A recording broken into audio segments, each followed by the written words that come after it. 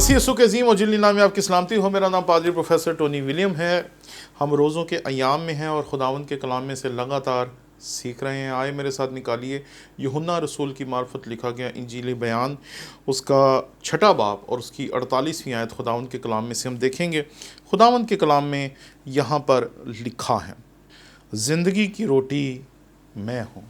खुदावंद के कलाम के पढ़े सुने जाने पर उसकी बरकत हो।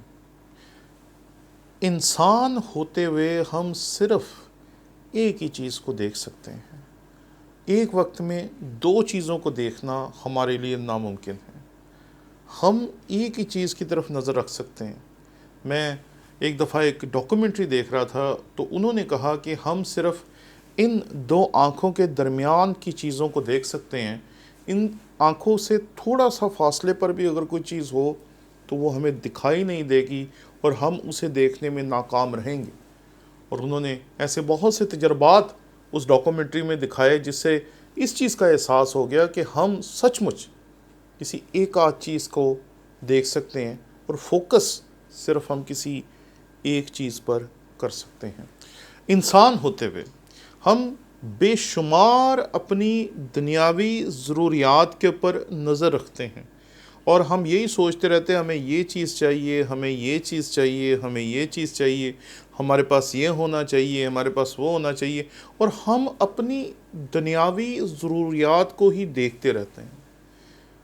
या कभी किसी एक चीज़ को देखते हैं, कभी फिर किसी एक चीज़ को देखते हैं, कभी फिर किसी एक चीज़ को देखते हैं, और किसी चीज़ को जब तक हम बहुत गौर और तवज्जो से नहीं देखते या देखते नहीं रहते, उस चीज़ को हम हासिल नहीं कर पाते, क्योंकि हम अपनी सोचों को एक गोल गोल दायरे में घुमाते रहते हैं।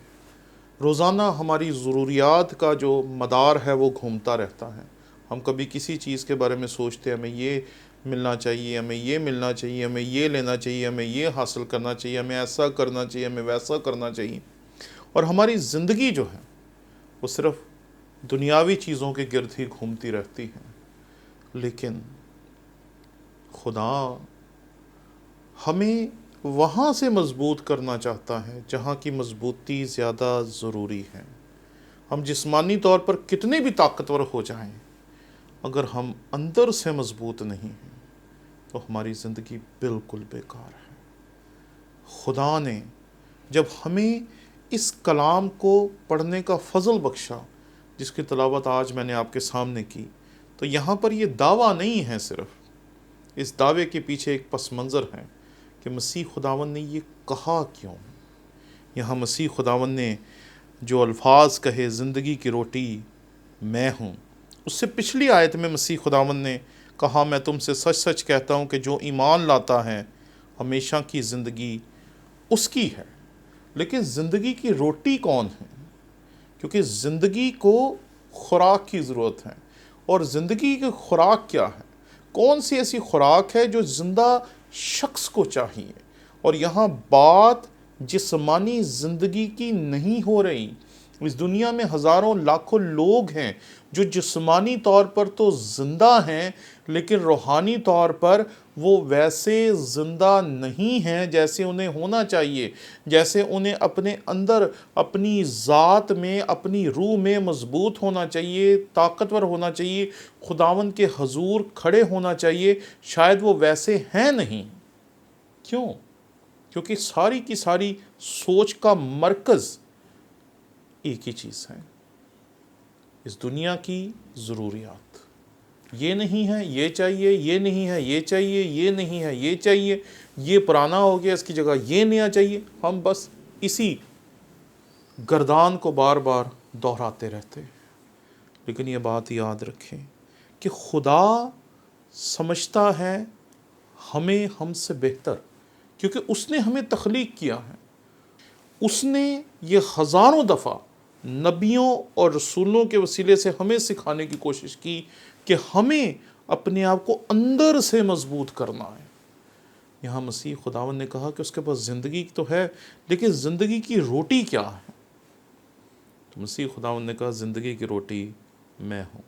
जो तौबा कर लेता है, जो मसीह को कबूल कर लेता है, जो मसीह पर ईमान ले आता है, अब वो ज़िंदगी तो हासिल कर चुका है, لیکن اب اس زندگی میں جیسے انسانی زندگی میں روٹی کی ضرورت ہوتی ہے جسے کھا کر انسان اپنے آپ کو توانا رکھتا ہے، اس دنیا میں ترقی کرتا ہے، اس دنیا میں بڑھتا ہے، آگے چلتا ہے، اسی طریقے سے انسان کو اس روحانی زندگی میں آگے بڑھنے کے لیے بھی روٹی کی ضرورت ہے۔ اور وہ روٹی کون سی ہے؟ زندگی کی روٹی میں ہوں۔ وہ کہتا ہے میرا ہاتھ پکڑ لے اور میرے پیچھے چل پڑ۔ اور مسیح خداوند کا جن لوگوں نے ہاتھ تھاما، ان لوگوں نے کیا کیا کیا، یہ ایک ایسی داستان ہے جو بتانے کے لیے شاید عمر کم ہے۔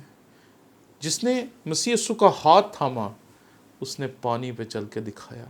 جس نے مسیح یسوع کا ہاتھ تھاما، اس کے سائے سے لوگ شفا پا رہے ہیں۔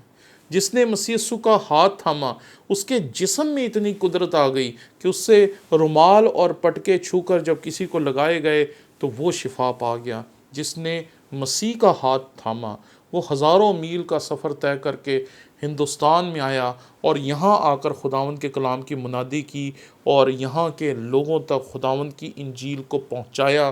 جس نے مسیح یسوع کی صلیب کو اپنے پہ اٹھایا، یعنی کہ شمعون کرینی، وہ جب افریقہ میں اپنے علاقے میں واپس گیا تو وہاں جا کر اس نے خداوند کی انجیل کو پھیلایا۔ گو کہ وہ مسیح خداوند کے باقاعدہ شاگردوں میں شمار بھی نہیں کیا جاتا، لیکن وہ بھی مسیح خداوند کی خوشخبری پھیلانے کا سبب بنا، کیونکہ مسیح خداوند کی تابعداری کرنے کے لیے مسیح خداوند کے پیچھے چل پڑنے کی ضرورت ہے۔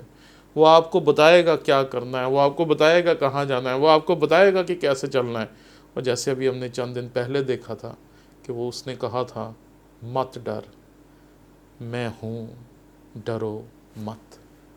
ابھی چند دن پہلے ہم نے دیکھا تھا کہ اس نے کہا میں ہوں، ڈرو مت۔ تو جب وہ ہے تو ہمیں بس اس کا ہاتھ پکڑ کے اس کے پیچھے چل پڑنا چاہیے۔ اور یہ زندگی تو بڑی چھوٹی سی ہے جو گزر جائے گی، اور جب اس کے پیچھے چلیں گے تو پھر زندگی گزرے گی نہیں، یہ کمال ہوگی، اور ایسی کمال ہوگی کہ بہت سارے ایمانداروں کی داستانیں جو ہیں وہ آج ہمارے دلوں پہ رقم ہیں، چاہے وہ جان ہائیڈ ہو، چاہے وہ سادھو سندر سنگھ ہو، چاہے وہ بلی گرام ہو، چاہے وہ کوئی بھی خدا کا بڑے سے بڑا خادم ہو جس کی زندگی کو ہم نے اس دنیا میں زبردست طریقے سے خداوند کے لیے استعمال ہوتے ہوئے دیکھا ہے۔ آئیں، اگر آپ نے مسیح خداوند کے پیچھے چلنا شروع نہیں کیا، توبہ کر لی ہے، اس کی تابعداری شروع کر دی ہے، تو آج اس کا ہاتھ تھام لے اور اس کے پیچھے چلنا شروع کر دے۔ وہ کچھ کرے گا آپ کے لیے جو نہ آپ نے سوچا اور نہ کبھی میں نے سوچا تھا۔ آمین۔